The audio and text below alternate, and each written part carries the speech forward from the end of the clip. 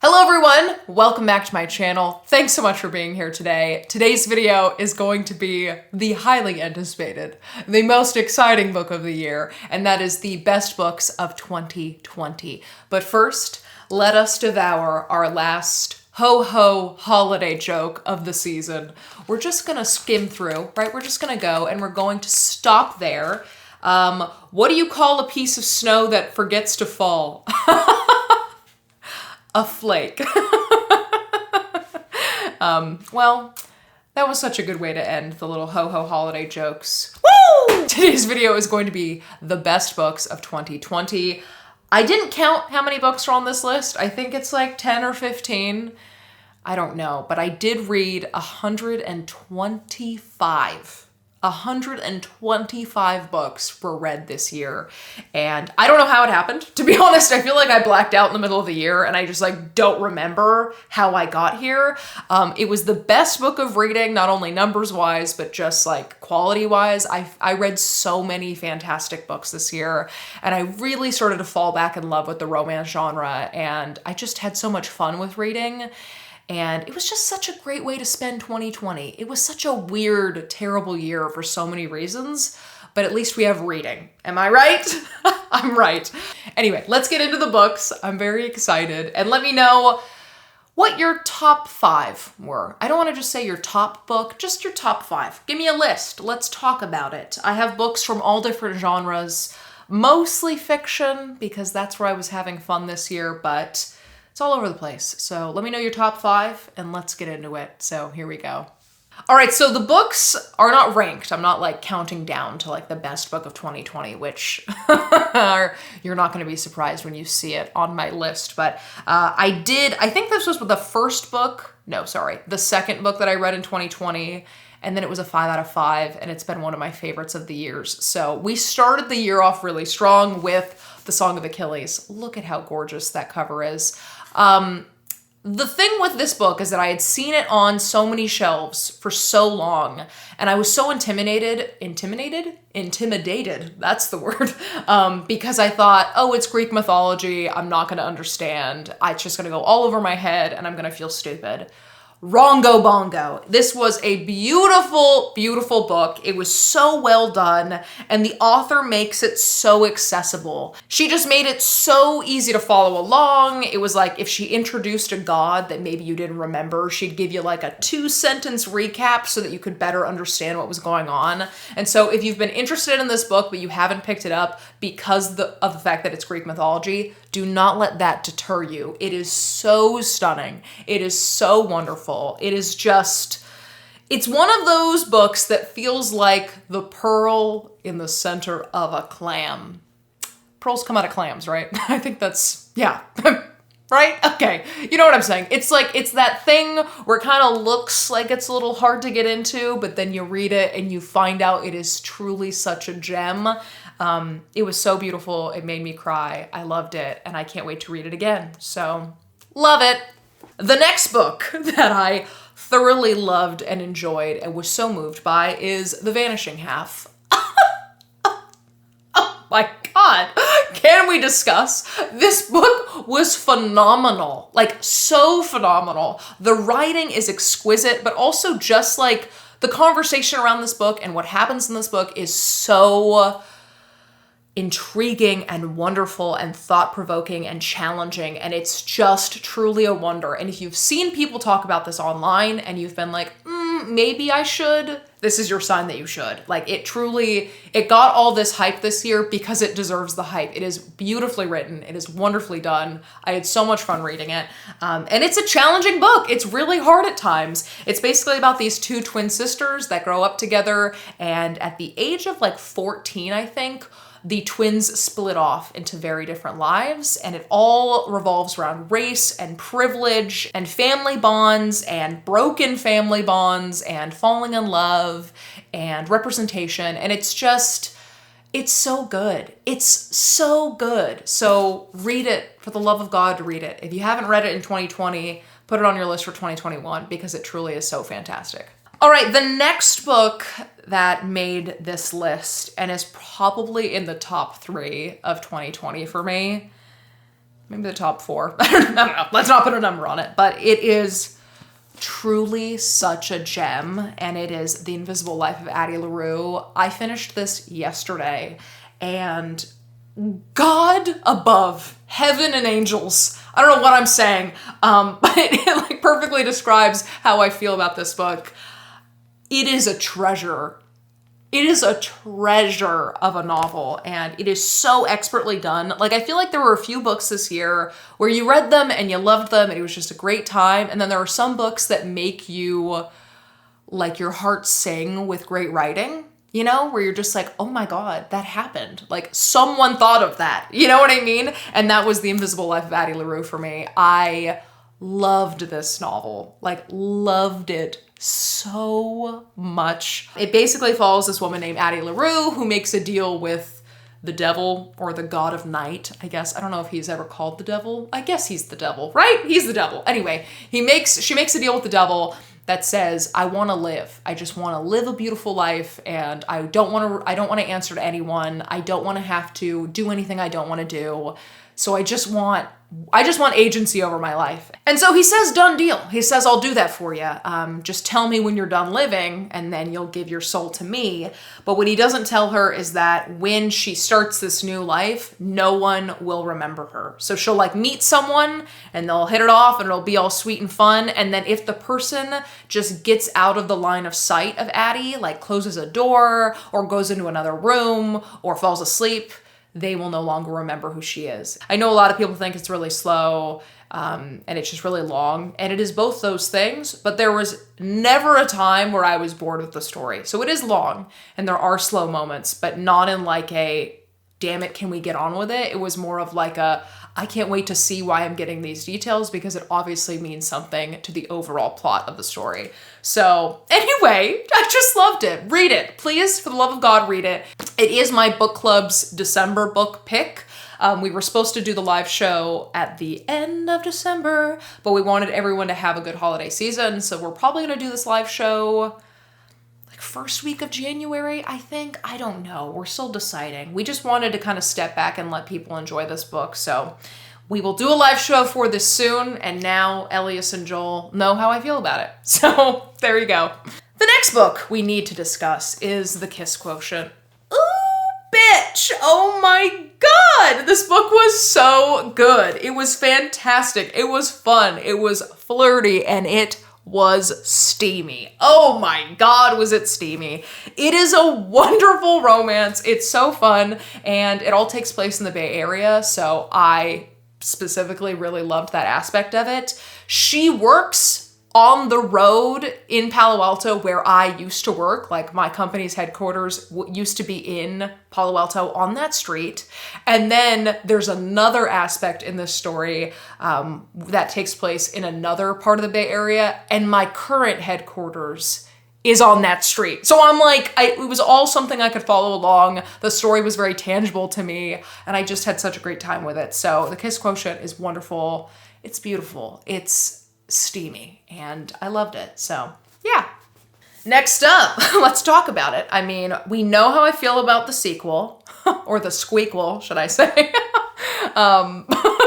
But Ready Player One was one of the best books that I read in 2020. It is truly just fun. Like, it's a fun book.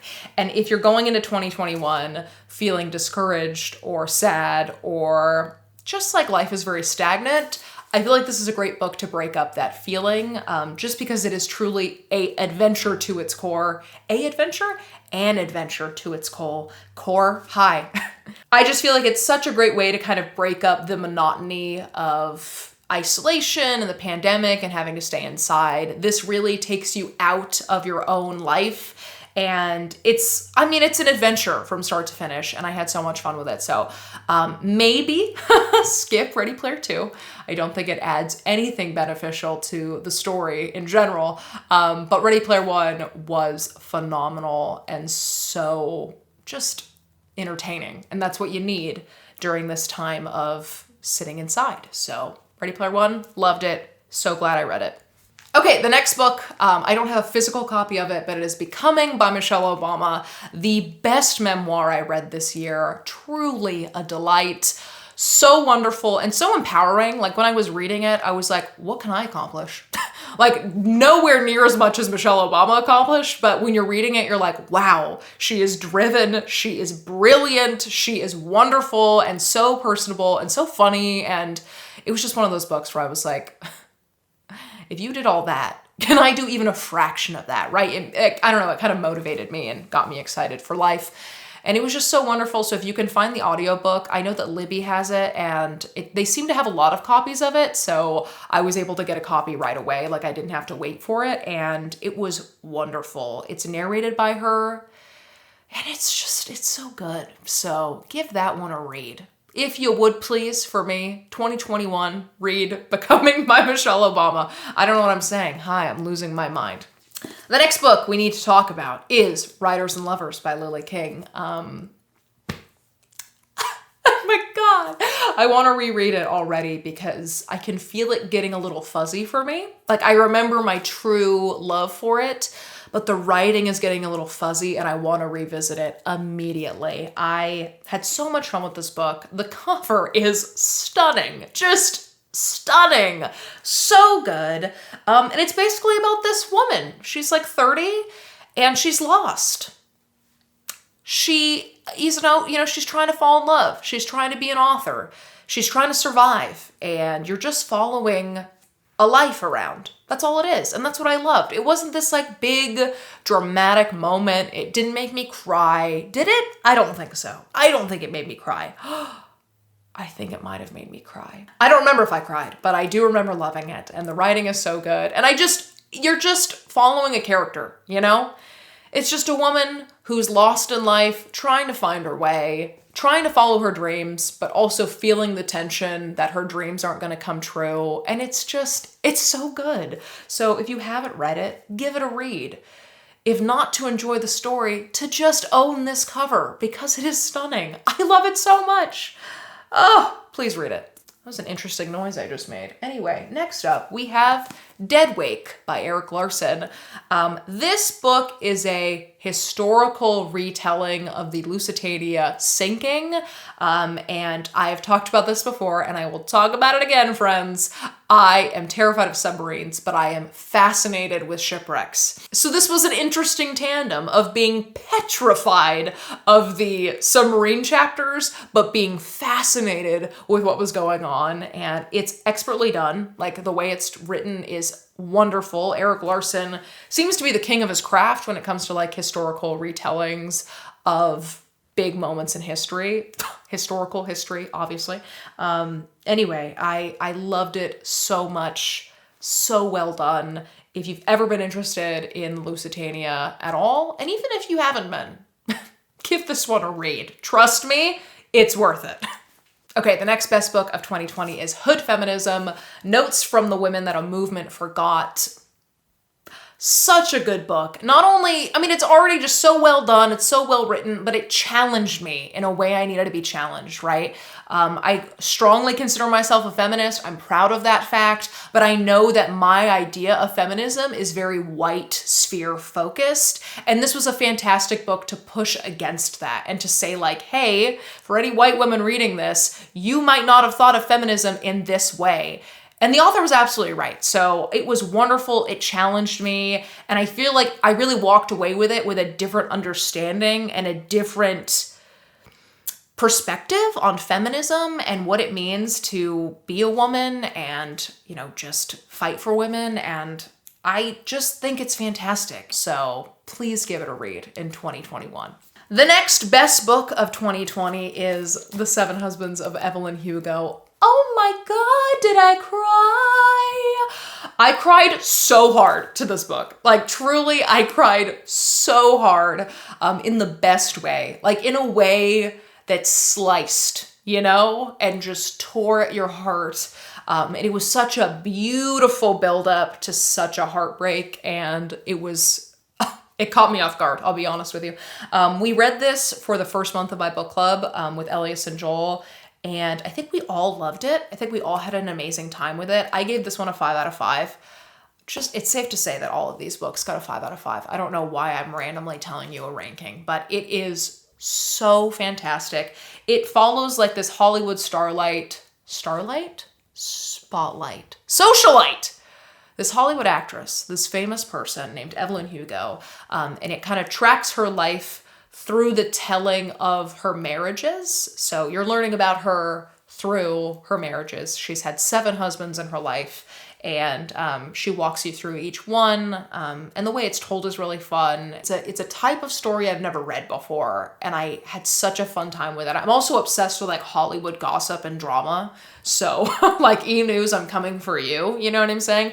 So this was such a fun one to read, and I highly recommend it. The next best book of 2020 is The Shining by Stephen King. 2020 was the first year that I had ever read The Shining. I had seen the movie so many times. I loved the movie so much, but I had never actually read it. And part of the reason was that I thought it was going to be the same exact story and nothing was going to catch me off guard.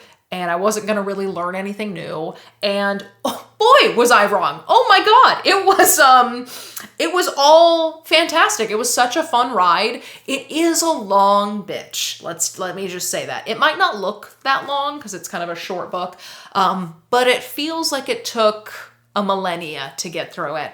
But it was so wonderfully done. It was so fun. It was so spooky. If you've seen the movie, it's like you understand that the Overlook Hotel is haunted, but you don't really look at the Overlook Hotel as like its own entity. And in the book, the Overlook Hotel is like its own evil, festering villain in the novel, which was really, really fun to read, especially since I just didn't get that impression from the movie.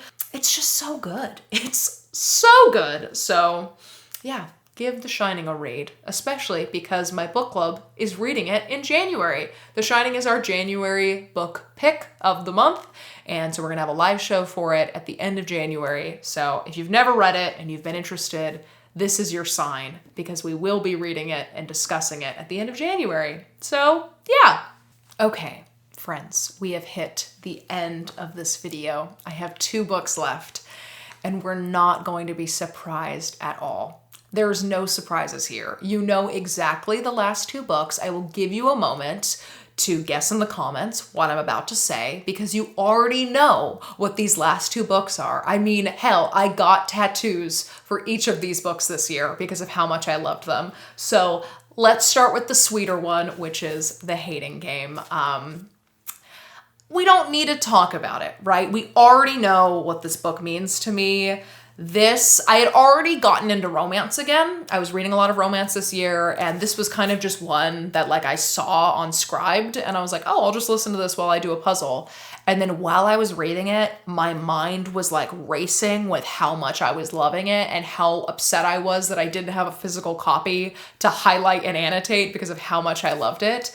It's just the sweetest, steamiest, flirtiest romance that I read this year, and I loved it so much I got a strawberry tattoo for it. If you have read the book, then you understand the strawberry imagery, and if you haven't read it, well, what are you doing? Like, just do it. I'm even wearing strawberry earrings today to commemorate this beautiful, wonderful, super sweet novel. I am so excited for the movie adaptation. Again, I will talk about this for the rest of my life, I'm sure. So, strawberry tattoo for life. Woo woo! All right, friends, the last book. I mean, we know what it is, right? Like, there's no surprise here. We know exactly what book I'm about to say. I got a tattoo for it right here. This is Annie Wilkes Axe, and that is Misery by Stephen King. What to say about this book that I haven't already said? I know it's not everyone's favorite King. I know that there are annoying parts in this book, specifically when there are chapters of another book sandwiched into this book. So I'm not above seeing the flaws of this novel. There are definitely times where I was like, King, let's just get to it. What are you doing? But through and through, I love this novel. I completely refocused my thesis for my master's degree around this novel.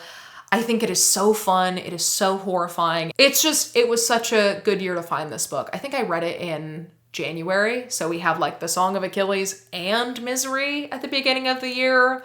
I was set up for success. So that is the final book on this list. there you have it. There we go. Those are my favorite books. Again, let me know what your favorite books of 2020 were and what you're most excited for in 2021. I'm gonna make a video talking about like my goals for 2021 because they are drastically different than my goals for the reading I did in 2020. I don't know. I know that this year can't be topped, but I'm so excited to see what I read in 2021.